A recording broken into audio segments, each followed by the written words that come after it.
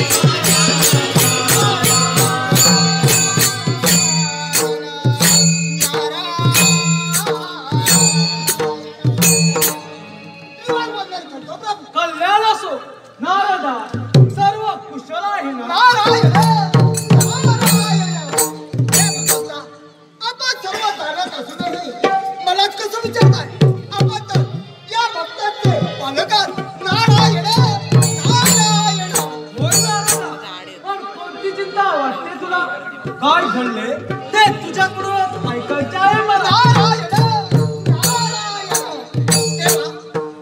धर्मापासून एक भयंकर पूर असा अग्निदत्त निर्माण झाला आहे.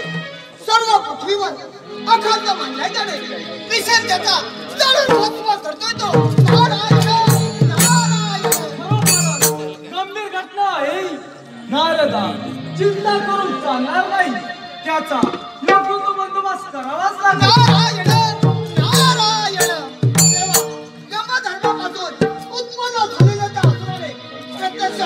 त्याचाही पडला करायची सुरुवात केली आहे. जीव वाचवण्यासाठी यमधर्मा देव येतील ना तेव्हा देवाला परत होता काहीतरी उपाय करा. ठीक आहे, तू चिंता करू नको. बरं येतो मी.